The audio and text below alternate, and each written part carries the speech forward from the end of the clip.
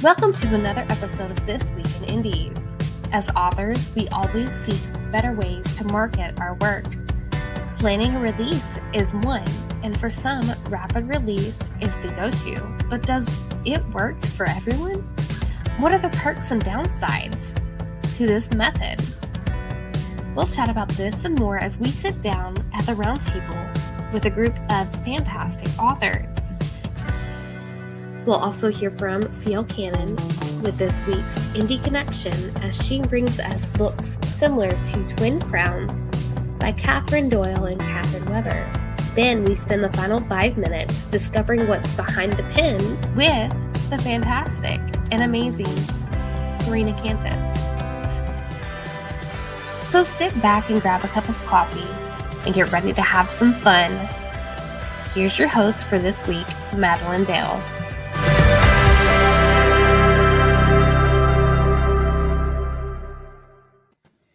Hello, everyone, and good morning to some. I know it's still kind of early in some spots. I feel like it's early, but lots of holiday fun will leave you being tired once you actually come back home.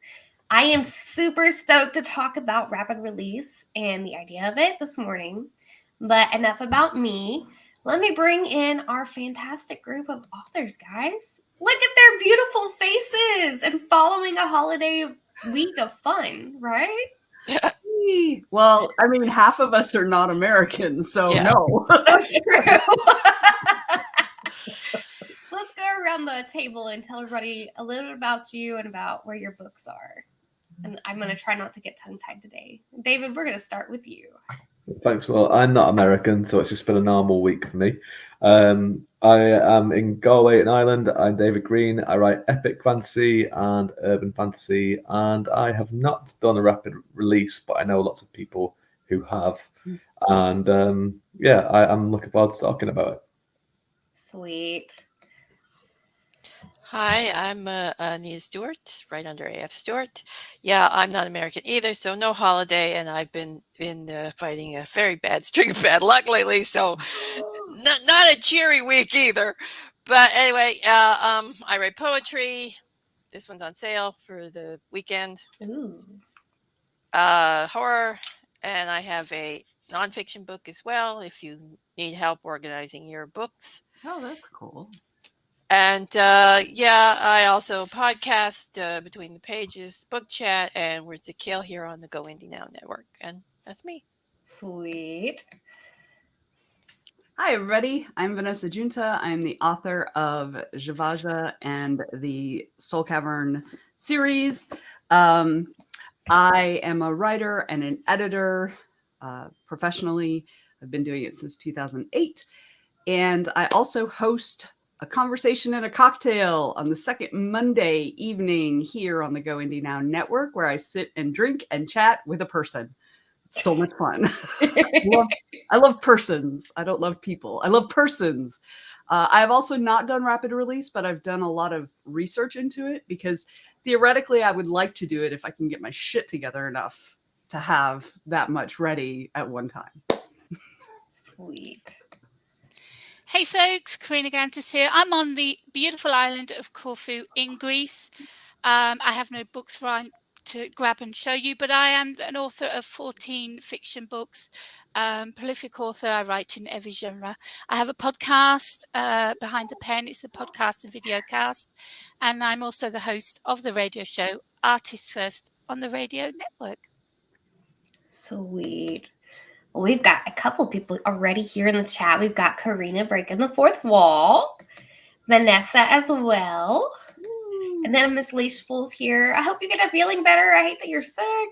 Oh. And then David's breaking the fourth wall as well. AL's here. Hey, hey. I love that avatar. Yes. I love that picture. That's awesome. Ooh, familiar with it. That's good. I have to admit, I tried to rapid release and decided my mental health could not handle it. So, to begin this conversation, guys, what does rapid release actually look like to you? Like, how do you see it? A mess. Being honest. Yes. if you're going to release a book, from a marketing standpoint, you need at least 3 months in advance. You to make your marketing plan, to get it started, to get the teasing out. You need to have everything ready in line for it to be on pre-order, then for it to come out, and how you're going to release it.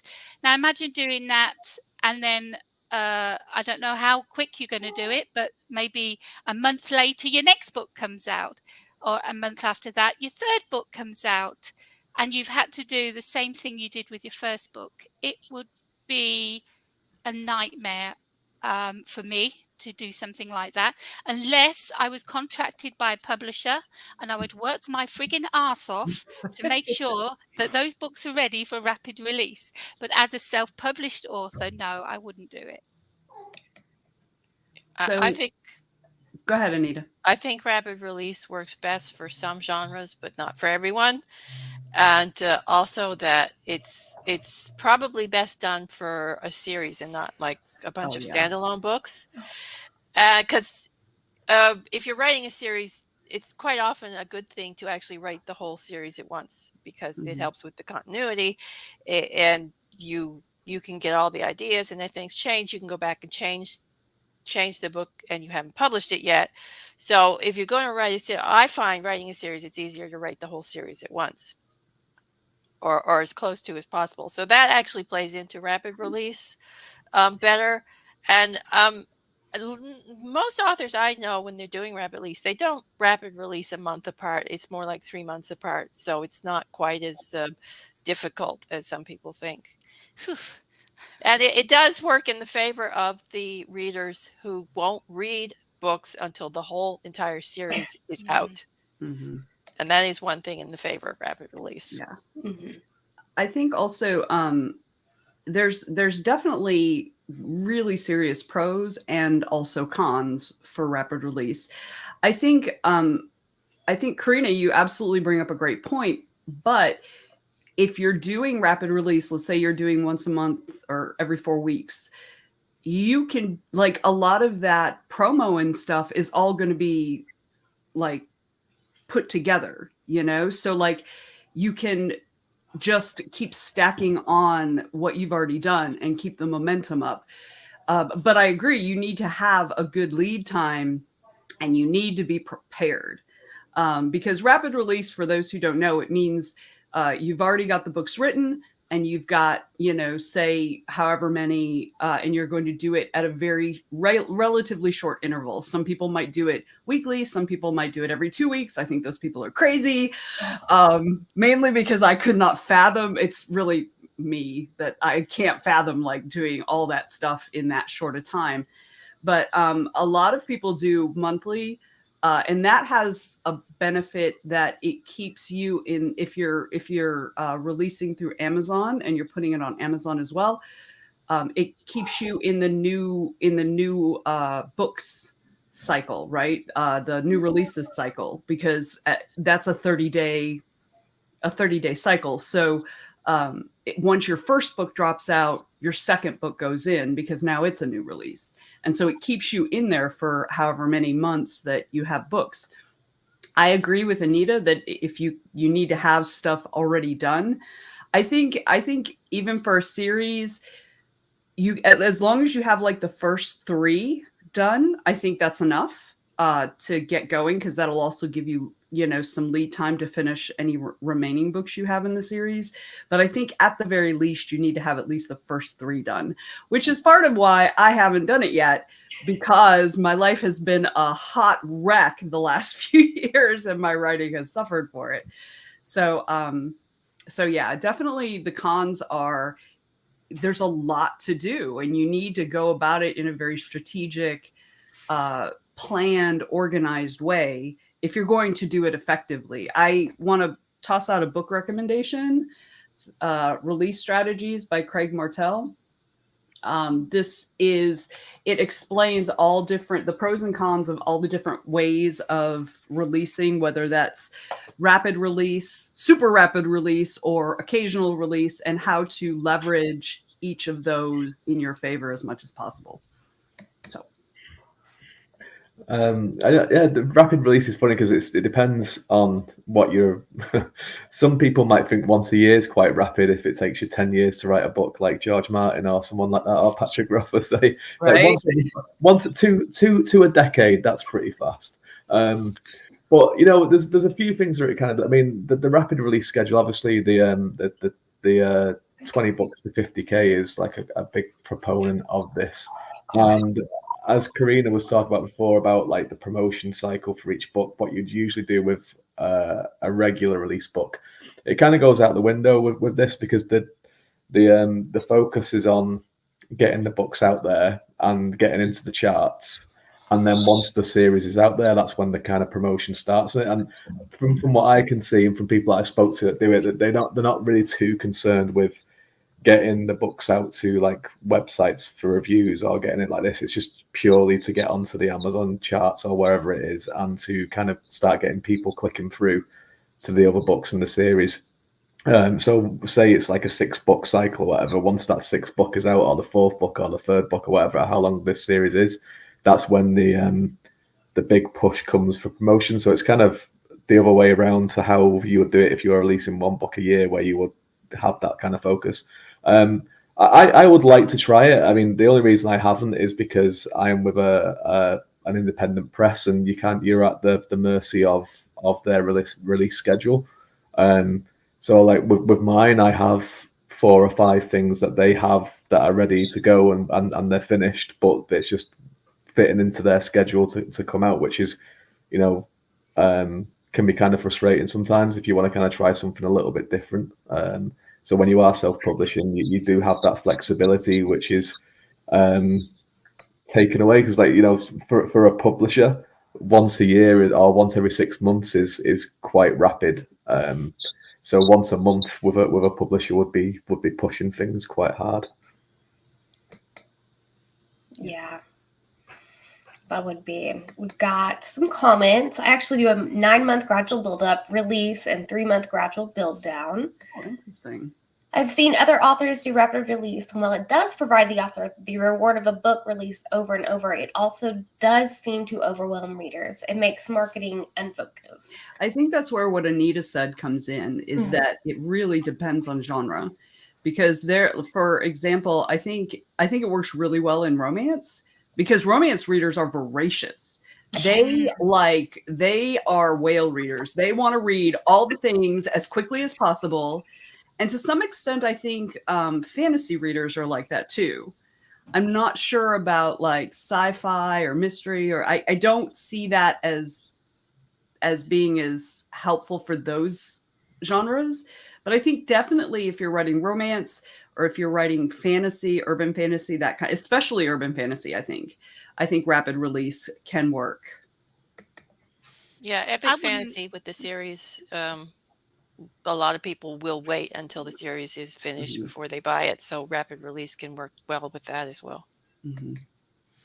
I wouldn't want to market all 3. Say I did a rapid release with 3 books and I didn't do any promotion and marketing beforehand because I wanted it in the charts, get them on the new release, get them on the rota, and then suddenly have to market 3 books at the same time. I would probably do it like I do with single books, even though it's rapid release, they're out, but I would market 1 book at a time. Mm-hmm. And not do them all as a whole. It, like you said, it will overwhelm the readers. Mm-hmm. Oh, look, all 3 books, promotion. Do I buy the first one? Do I buy all 3? They're there. Okay, let me decide, you know. And when with my promotion, I'm doing trailers, I'm doing narrations, I'm doing excerpts. So all of that for 3 books is too much. So I think if I did do a rapid release, the way that David has mentioned it, then when it came to the marketing after, I would do 1 book at a time. But see, that's why, like, oh, sorry, go ahead, David. I think what a lot of people do with that model is they just advertise the first book. Yes. And they usually would do the first book for free if all of the series is out, and then they'll do a scale of prices then for the rest of the books to kind of get people to pick up the first one for free, or for 99¢, and then start clicking through to the end of the series as much as possible.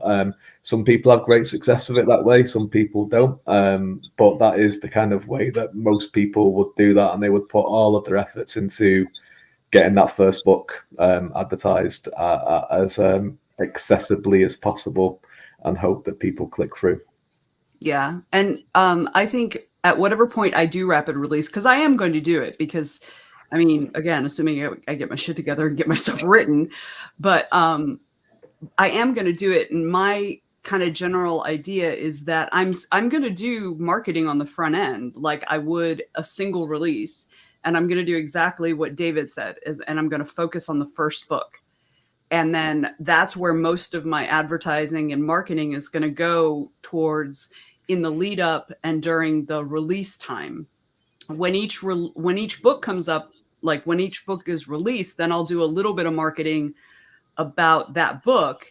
And then when they're all out, then I will do additional marketing for the series, if that makes sense. That's my plan anyway. We'll see. It may not survive reality, as many plans do not. But that's kind of how I'm looking at doing it. I see a lot of people as well to kind of get away around doing the first book in the series for free is they do a 0.5 of the series, which is usually like a little novella or novelette that's set in the same world or something, and then they advertise that one as the free one to kind of make sure that each one in the series then has a price when they're advertising it. But yeah, that's quite a popular one as well. So like, you know, a 4-book series really is 4.5 or 5.5 or whatever it is that they do. So yeah, there's kind of creative ways around it, I suppose. But if you are going to do that, you're going to do like the 0.5 entry, then you have to make it good enough where it kind of captures people's attention that they actually want to read through the rest of the series. You also have to make sure it's long enough to actually be classified as a novel. Otherwise, the way Amazon works for a series is if it's only a novella or a short story, it's not going to be packaged with the rest of the series. It's going to be separate. So it has to be at least like 40,000 words or whatever Amazon's arbitrary number is, to make sure that it's part of the actual series. Otherwise, it won't be displayed together. So that's definitely a thing to think about. And I also think, just while I've got the camera real quick, as far as like the doing the first book free, I think that's an excellent marketing tactic if it's a longer series. I wouldn't do free with just a 3-book series. I would occasionally, and I wouldn't keep it free. It wouldn't be perma-free. It would be during the launch or during the sales period or whatever, because I don't believe in giving away my work for free unless it's a very targeted, strategic thing, if that makes sense. Forgetting Amazon's rule on 40,000 word novel to be part of a package, the prologue for a series is a fantastic idea to give away that.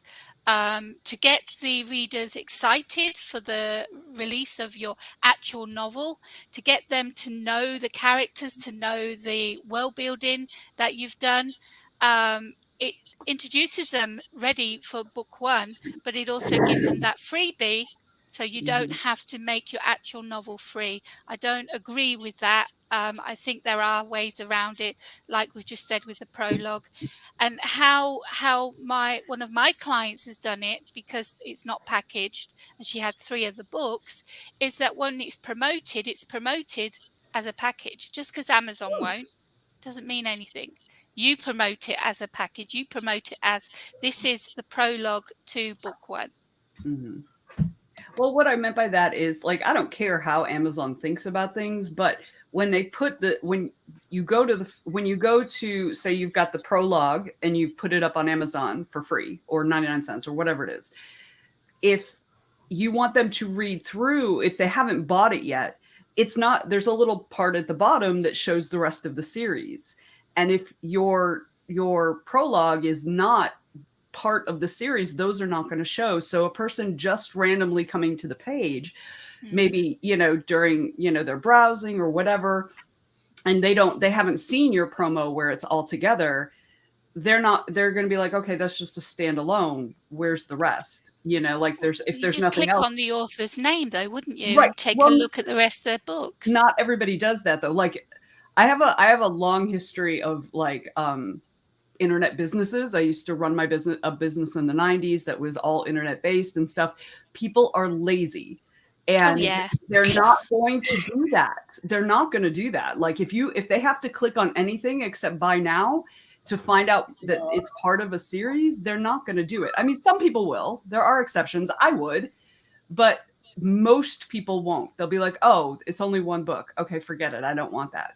You know. So that's why I say if you're using Amazon as a tool, if Amazon is part of your marketing strategy, if it's important to your marketing strategy, you need to keep that in mind. You can certainly do it, you know, without it being 40,000 words or whatever Amazon says it needs to be in a series. Certainly you can, but you just need to be aware that you're going to have to do things a little bit differently. It might be a little bit harder. It might be more challenging. That's all. Yeah, I would put in the blurb of the prologue straight away, book 1, book 2, book 3 is out there, you know, just so as soon as they read that blurb, they know straight away there's a series. Like you said, there are ways of getting around it. Mm-hmm. Yeah, also Amazon does allow you to put supplementary things in a series. Mm-hmm. Oh, they did. Oh, yes. I heard that they were thinking about that. No, they do. I'm not sure how it shows up on the book page, but and you can also use the subtitle. Prequel to the whatever series. It shows up now. So say you have like a trilogy, and it'll say like book series 1, book series book 1, book series book 2, book series book 3. The supplementary one will come up saying part of the book series. Got it. That's good to know, because I've had ideas for books to be supplementary like that. So I'm like, this is not the main story, but it's part of that world. Yeah, I read that I think about 6 months ago that there was rumor that was going to happen, but I hadn't followed up enough. No, they did this a while back, because my Camelot Immortal series, the first book in it is technically 2 short stories, and I added that as a supplementary to the series. So good. Sweet. I'm just kind of running through their comments, Margaret and Aylar. Yeah, and also if you're wide, you can add the short stories as part of the series too. So it does not matter on the other retailers, just Amazon. Yeah. Which Amazon is the finicky one. So, I mean, Amazon is always finicky. They do not play well with anybody. No, they do. They don't even play well with themselves, which is. I'm sorry, I just got this image then. I love you, David. I love you. In the gutter, Karina. Although it was hard not to go in the gutter there with that one. So too late. And okay, so with rapid release publishing, with planning of publishing in general, like I always struggle with the mental health part of it, like keeping my sanity. Like, how do you guys do that? Like, how do you handle it? I don't. I think you just have to. I think you have to allow yourself grace. I think that when things get too much, it's okay to step back. It's okay. Ain't nobody gonna die. It's gonna be fine. You know, but you have to take care of yourself, because it's that whole, you know, do not, you know, put your air mask on first before assisting other people. If your air mask is off and you pass out, you're not going to be able to do anything. So, you know, allow yourself some grace. Do what you can do. And if you need to step back, step back. I mean, I think that's the thing that I've learned the most deeply, I think, from the pandemic and all the other stuff that happened to me through the pandemic that had nothing to do with the pandemic. That's what I learned. I have to be kind to myself. I wouldn't look badly on somebody else who had to step back because things were getting overwhelming. I wouldn't think that they were a terrible person or they were lazy or whatever. So I need to quit treating myself that way.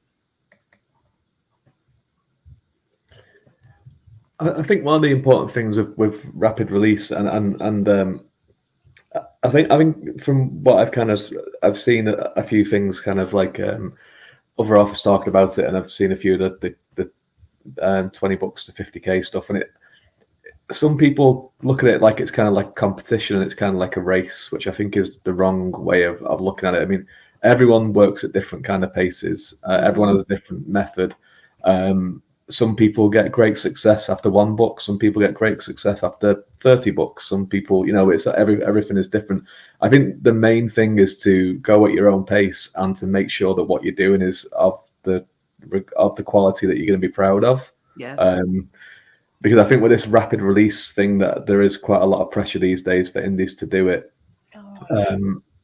Especially as you start getting through the series, and I'm just looking at this from a reader's point of view, where I have read books that have been rapid release, the quality does take a dip sometimes, and that's a shame because you want to put your best work out there as well. It's not just about getting it out there quickly. The whole point is to build a readership and to have something that you're proud of, and to have something that you would like to read yourself. So I think the quality should always come first, no matter how long it is going to take. And even if it takes you 3 years to release 3 books, or 5 years, or 10 years to release 3 books, as long as they're out there and when they will be finished at one point, then you can kind of get behind them and start looking for. And if you haven't found the readership yet, you can start looking for that readership, and you're going to find one more if the quality is what you want it to be. And so it doesn't. I think people should just give themselves a break in terms of like going, I need to have this done in 3 months. I need to have this done in 2 months. I need to have 5 books released this year because it fits into this rapid release schedule. If that's what you're comfortable with, great. And if you're happy with the work you're producing, fantastic. But personal pride in work and for the readers that you're going to be getting as well, to make sure that they're actually buying stuff that is good quality, it should be the most important thing. Yeah, I agree. A lot of authors, they think they have to do a certain release strategy, or they have to do this, or they have to do that, or they want to succeed. And that's not true. Just do what you're comfortable with and put your best work out. Absolutely. Yeah. And like David mentioned, there is like this pressure on authors to do a rapid release. I have felt that pressure so bad, especially as of late, because I see everybody's like, boom, here's another book I've got coming out. Here's a book I've got coming out. I'm like, holy crap. Like, how are you writing this and getting all this? Because like something we haven't talked about is the money that goes into each book you're going to put out. Yeah. Like, it's a lot. It's not free. And like, how do they balance that? We've got a couple more comments. Amy Booker received a pen as a thank you for being an Amazon author. Thanks, Jess. That's hilarious. Margaret's playing catch up with our stuff, so thanks. They don't play well with themselves. Yeah. Excellent point, David. Excellent point as well, Anita. And yeah, that is something like, how do you plan that budget for a release? And even more so for a rapid release. Like, how do you even go about that?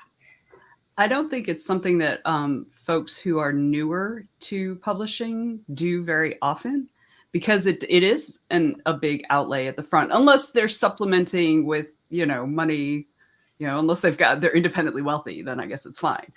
But for the rest of us, we do have to budget, because if you don't have the design skills or impetus to make your own covers, you've got to pay for covers. You obviously have to pay for editing. If you don't format, you either have to learn to format or actually pay somebody to format. Or, if you're like me, rope your husband into it against his will. That works as well.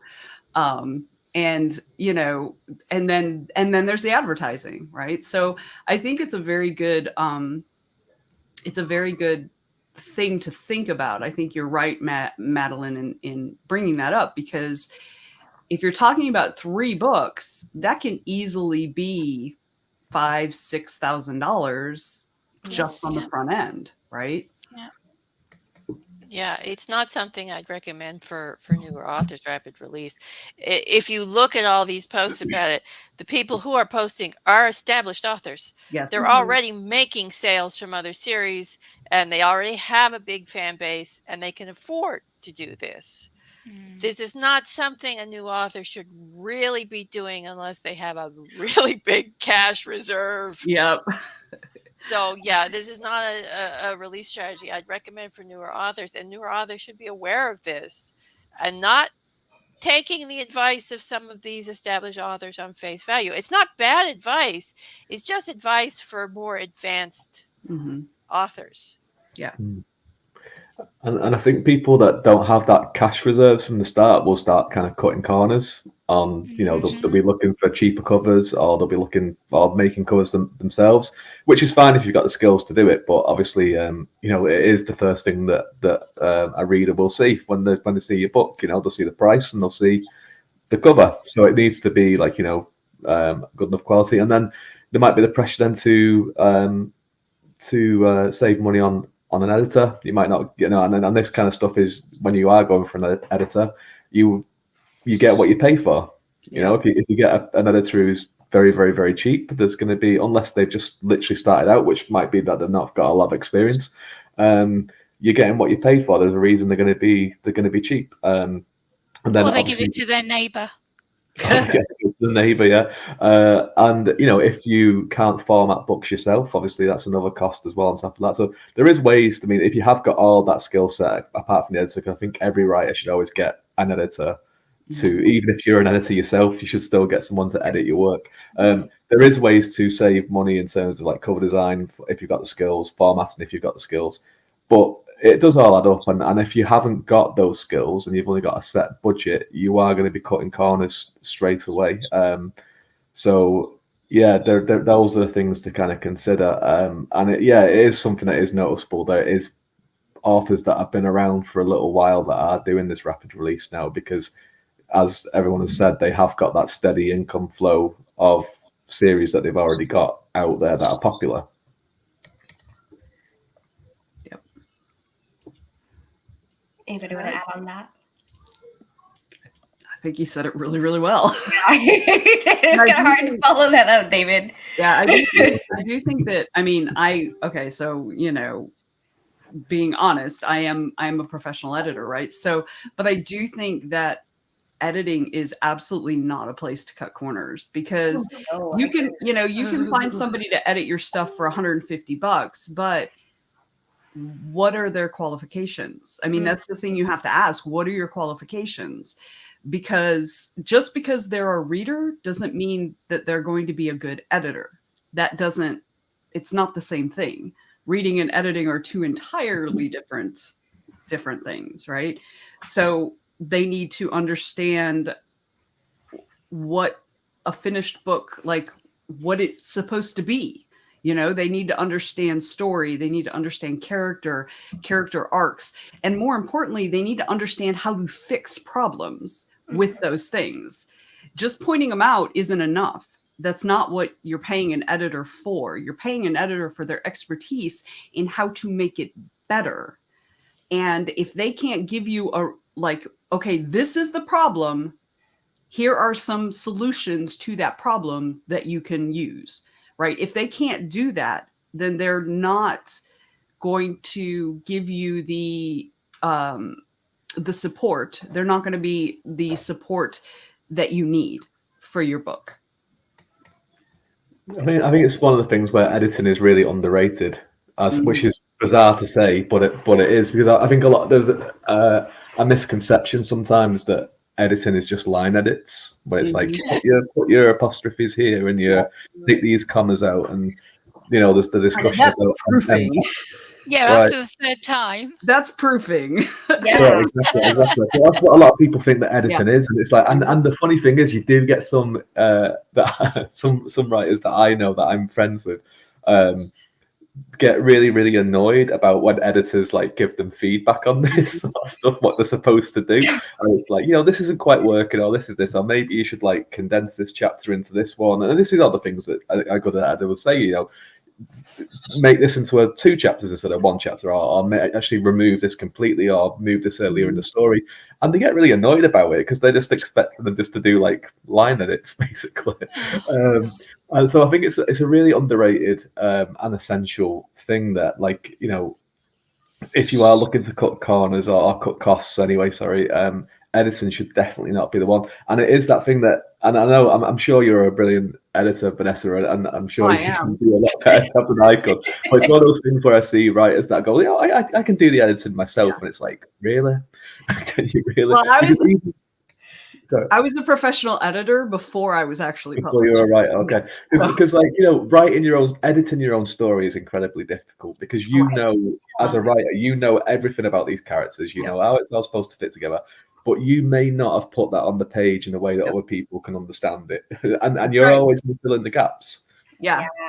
That's one of the things. Probably one of the most frequent comments I make in client manuscripts is, I know that you mean X, but that X is not on the page. It is not there. Or I'll be like, I don't understand what's going on here. And then in the comment, they'll explain. I was like, you're not going to have a comment section with your readers.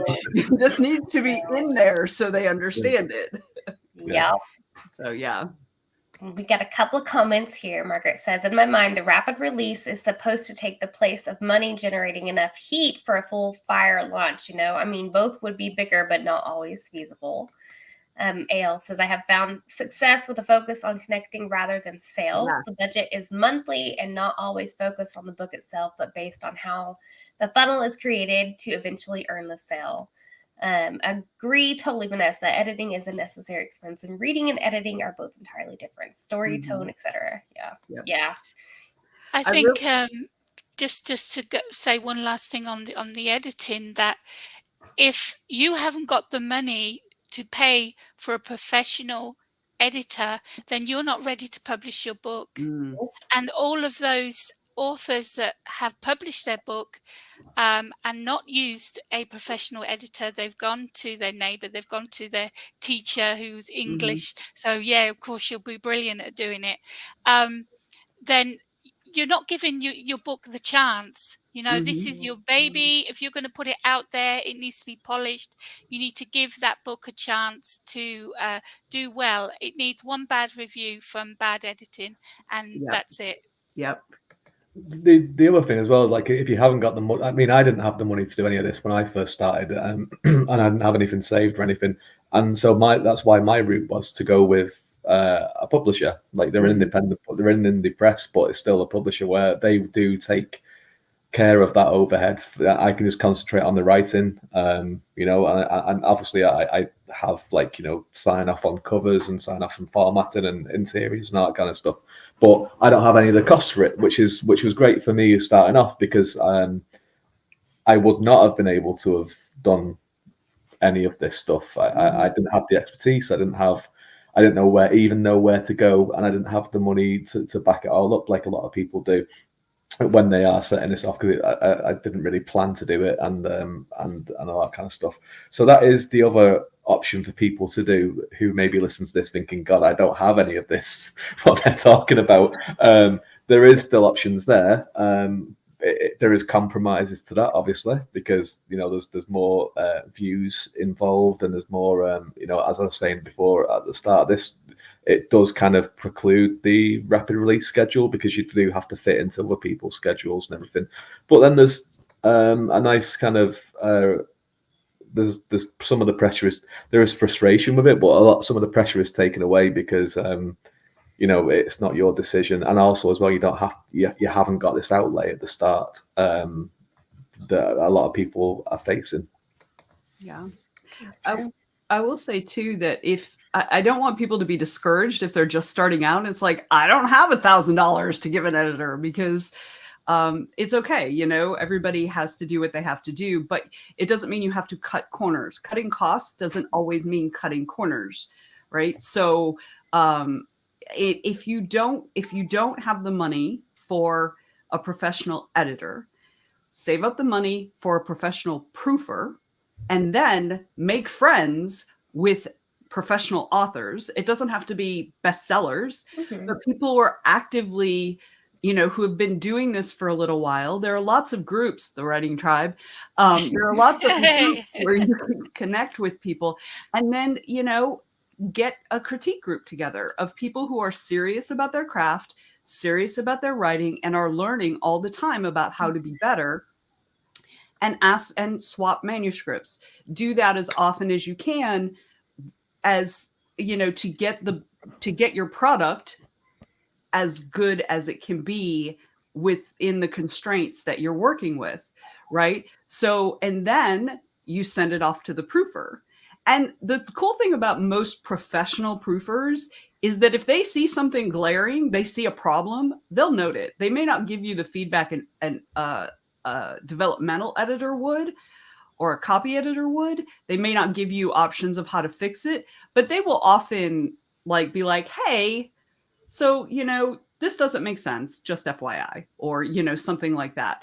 Or I think you missed a word or something, they'll often leave a little comment like that. So that will be a line of defense. And, it doesn't have to be perfect. It can never be perfect. And that's the thing, as a writer, you have to remember, it will never be perfect. There is no perfection. So don't try to make it perfect. You have to make it good enough. The best you can make it, and then release, right? So if you don't have the money on the front end, and this isn't talking about rapid release, this is just talking about a single release, right? Yeah.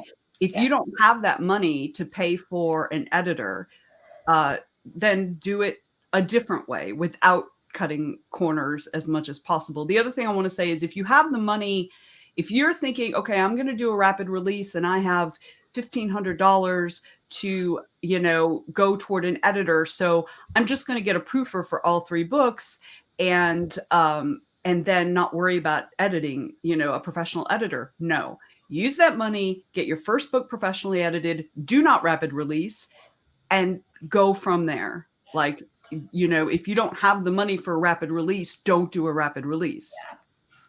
Just going off again the subject, but I'm 14 books in now, still working on another 2. I would not have had those books published if it wasn't for being able to swap my services with someone else. Yes. I didn't have the money for editing. I did not have the money for cover design. And we're going back many years now. So I was able to say, right, I'll make you your book trailer. You make me my cover. Yep. And if it wasn't for swapping these services that I can do, I wouldn't have 14 books now. And so there are so many other different ways you can get around it and still publish a beautiful first debut novel. So don't give up. I agree. Well, we are going to take a pause for a second, guys, and let's check out some Indie Connection goodies. Yeah.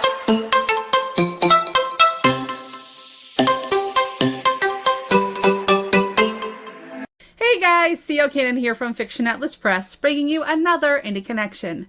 Today I'd like to tell you about some indie books that you might enjoy if you're a fan of Twin Crowns by Catherine Doyle and Catherine Weber. The first book I have for you is called Not the Heir by Hudson Warm. A jealous prince, a legendary key, an enchanted forest. In the kingdom of Silverkeep, 17-year-old Basil Avington is accustomed to his opulent life as a prince. That is, until the king's unforeseen death. Now the future is approaching sooner than Basil thought. His twin, eldest by 7 minutes, has stolen his first love, his dignity, and soon will take the throne. There's only one way for Basil to attain power, embarking on a perilous venture to find King Philip's key, which, according to ancient lore, bestows the kingdom upon its possessor. But it's been lost for centuries. Armed with only a bejeweled sword and an imaginative wit, Basil is not prepared for what's to come. The magical forest of Golden Grove will pull him into a world of horse-legged satyrs, a stunning nymph, and the evil Ambrosia, a forest tyrant with baffling powers. His selfish hunt for the key will endanger his life, but failure would lead to an unbearable existence second to his undeserving brother. Unfortunately, the Silverkeep throne seats one. The second book I have for you is called Shadowed Moon by Avalon Evans. Thousands of years ago, the 2 gods of Obvious split the world in half. They decided never again would they create something together, until one day 2 baby girls are born with the blood of both gods. One of these babies is Sin Asher, who, having watched her mother die only 3 years prior, riddled with the guilt of her past and horror struck by the very real possibility that the closest family she has left betrayed her, steps up to inherit the throne of Arkani. However, before she has the chance to do so, it is snatched away by her uncle Kalon, who begins to destroy the kingdom she calls home. As war looms close in the distance, only she can secure her kingdom's future. Forced to work with her twin sister Evala, the very person she hates the most, Sin is sent on a life-changing journey of self-discovery, learning, and tragedy. Will she be able to forgive herself for the people she's hurt and gain the courage to save her kingdom? Only time will tell. The third book I have for you is called Seeds of Glory and Ruin by Melanie Sellier. Two sisters, two seeds of power, one mage's guild, and an unprecedented new power. But which sister does it belong to? Cadence and her sister possess the seeds of glory and ruin, or so their father always insisted. Cadence never understood what he meant until Airly's seed of power is activated, turning her into the most powerful mage in generations. Despite knowing it must mean her only dormant seed is much more malevolent, Cadence is swept away to the distant mage's guild in her sister's wake. She's used to living in Arly's shadow, but she can't see a place for herself in this new world. Nor can she believe in the apparent interest of the charming Zeke. No one has ever chosen her over her beautiful sister. But leaving her new home isn't an option. Plagued by questions from her isolated childhood, Cadence needs answers, and the guild might hold them. But as the revelations grow, Cadence must find a way to conceal the truth from her new companions before the sisters' secrets turn everyone against them. And as word of Arly's power spreads, new danger emerges. Across the kingdom's border, a threat is growing among the ruins of their former neighbor, enemies who will do anything to get their hands on the sisters and the seeds they contain. No longer able to shelter behind Arly, Cadence must make a choice. Will she embrace her power, whatever it might be, or pursue a different path? And the last book I have for you is called Royal Decoy by Heather Frost. Claire made a mistake when she saved the princess's life. In one horrible night, Claire is forced to give up her life as a kitchen maid to become the princess's decoy. Thrust into a dangerous new world of royals and deadly politics, she must learn how to be the princess's perfect double to ensure her betrothal to an enemy prince. Desperate to survive, Claire throws herself into self-defense training, taught by her distractingly attractive bodyguard, Bennick. The spark between them is undeniable, though a relationship is forbidden. When a ruthless assassin begins stalking her, it becomes frighteningly clear that some will stop at nothing to end the tenuous peace, and Claire's life. Across the northern mountains, Prince Grayson is his father's ultimate weapon. His name inspires fear in all who hear it, but no one knows his heavily guarded secret. He carries out every brutal order only because his father holds power over the one person he cares about. Grayson's silent obedience is tested, however, when his father reveals plans to exploit the marriage alliance between two of their greatest enemies. If Grayson submits, the blood of thousands will spill. If he resists, the girl who means everything to him will die. The fate of Arenthia hangs in the balance. Some want peace, some want war. All will be thrown into chaos. Okay, that's all for me this week. I'll see you next week on the Indie Connection. Bye!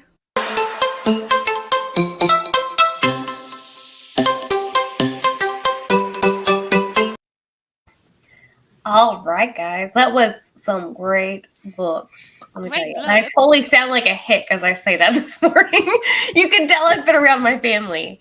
So something I'm curious about is how does Kindle Vella play into like the releasing stuff? You guys got any thoughts on that? Because I mean, I know there's a lot of authors that are using it kind of like another step in the like publishing process. What are your thoughts on that? Not everybody talk at once. Well, I was just gonna say it's not available outside of America Yeah. yet. So, Oh, yeah. Tell me about yeah. it. Yeah, I think I've been I have something else that's been written for a while, and a company that is like Kindle Vella look like they might be taking it. I'm not 100% sure yet, but it's the kind of talking about it at the moment. But it's already written, and they're going to be doing it like a chapter at a time.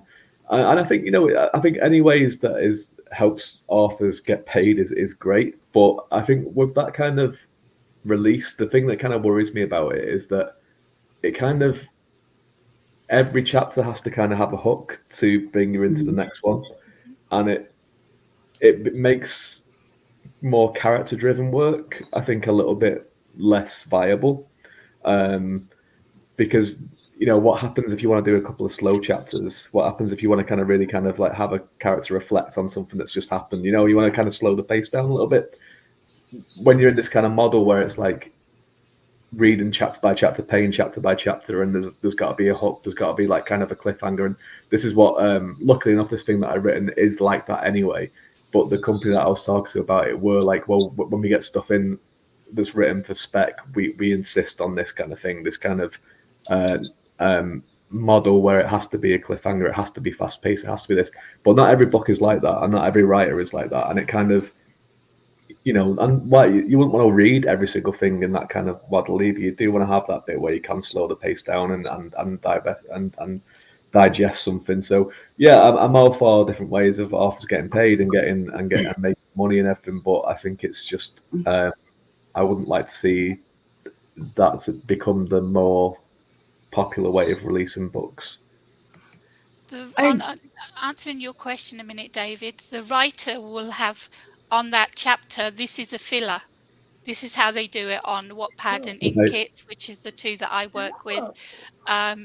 If you can't have that cliffhanger, if you have that part that needs to be in the book, but it's not intense scene or whatever, this is a filler. That's what they label it as.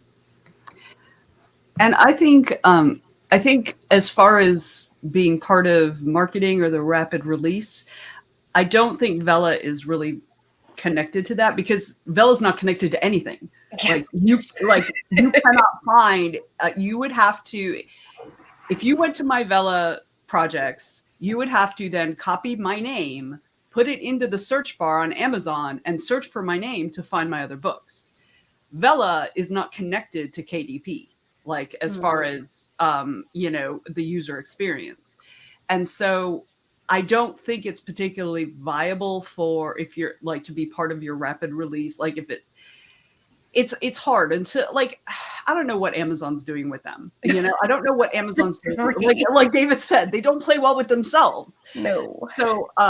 So if they just get their shit together with Vella, it could be a really powerful tool for authors. To what David said, I think it's a really good point that your Vella project is not going to be cut up in the same way your novel is. Your chapters, you've got your scenes and your chapters for your novel, and sometimes scenes will have little cliffhangers, and that is going to be the ending of your Vella episode. Not necessarily the end of the chapter should also have some sort of reason for the reader to turn a page, but it's not going to be, I think you can take almost any book and turn it into a Vella project, any viable commercial piece of work. I think you could turn it into a Vella project, but it would be divided up differently than your novel might be, if that makes sense. Mm-hmm. Yeah. I could see it being used as sort of a supplemental thing for a series, or, sort of like you were saying with the prequel, sort of an introduction or doing a side character story for an existing series that you're rapid releasing, sort of an extra promotional thing on Vella. I could see it that way, but I don't see it really. Vella's sort of a separate thing on its own, and it's just sort of like extra income as far as I can see. Not that I've been able to try it being in Canada, but yeah. Mm-hmm. Yeah. It's not a whole lot of extra income. It's more income when, really honest. Yeah, Amazon is when Amazon is subsidizing it, then it's nice income. Yeah. But when Amazon stops subsidizing it, then it's not going to be. Right. Although I did, what I found it was good for is that I had a project that was just kind of sitting here doing nothing, and it's ultimately I'm going to publish it as a novel, hopefully in a series, but I don't have time for that. It's going to be a couple of years before that happens. So I thought, what the hell? There's no, why not? So I ended up putting it up on Vella. So, it's up there. It's up there. So I pretty much did the same thing because it's kind of like, oh, we're going to motivate myself to add more to this slowly, but not like rapidly. Yeah. So It's like NaNoWriMo without the month. You Yeah. know, you just Yeah. write when Yeah. you can write, and suddenly this book is starting to fix and to come together as a novel. Yes. And, like my thinking is just that it doesn't hurt. If I know I'm not going to be using this IP for a couple of years, it doesn't hurt to put it up there and let it, make a couple pennies here and there until I'm ready to get to it, rather than just sitting on my hard drive, because it was done. Like, it's complete, it's finished, and it's been revised and all the things. And so, it doesn't hurt to put it out there. I think Vella is good as a supplement, as you said, but like, I don't think it's a big part of particularly rapid release. Yeah, I think the supplement thing is the important thing to remember. I've seen some authors in some groups kind of really get really down about the page read numbers, about how each chapter keeps getting less reads than the first ones, which is what just naturally happens with books anyway. Unless you're even the most successful series, like the first book is always the highest selling in a series, right? But I think with that, people that kind of getting heavily invested in Vella, like it is that kind of very, very, that journey confined into a very immediate thing where it's like they might have like 1,000 reads of the first chapter and then 200 for the next one and then 50, and it's like, it can be a little bit crushing for people. So I think that mindset of this is a supplement, this isn't my main hustle, is the way to kind of look at it. Yeah. And I think it's very similar to releasing a series, right? It's going to do better if it's complete, if it's done. Right. Once you're done with it. I mean, obviously, when I did mine, I staggered it was like 3 times a week I released an episode, but the book was already done.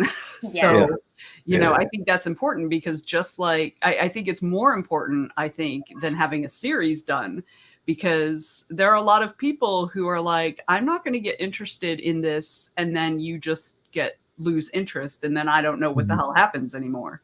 Right. They're much more likely to read it if they know the story itself is complete. Yeah.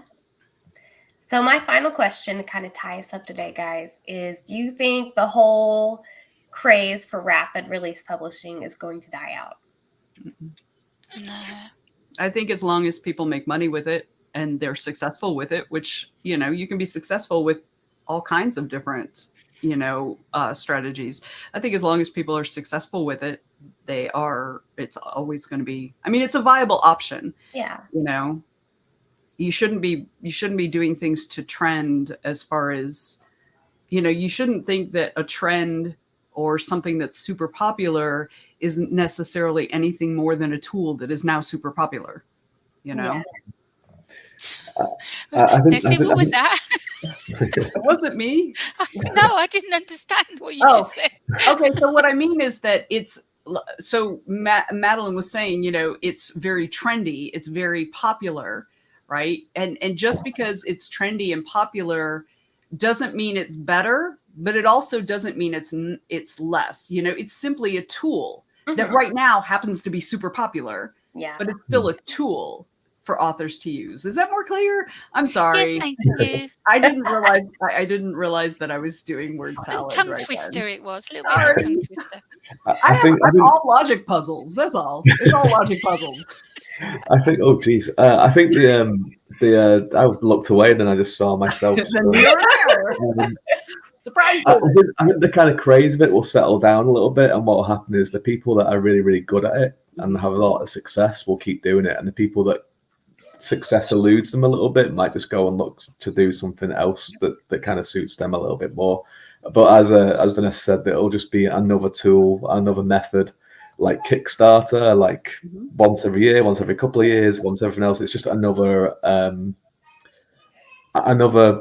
feather in a string in the bow, I guess, or whatever, a jewel in the crown, or whatever, that people can go and do and study. But it's one of those things that there is going to be a method of doing it, and you have to have all of the components to make it a success. And those people will keep doing it, and people that haven't got all the components will go and do something else.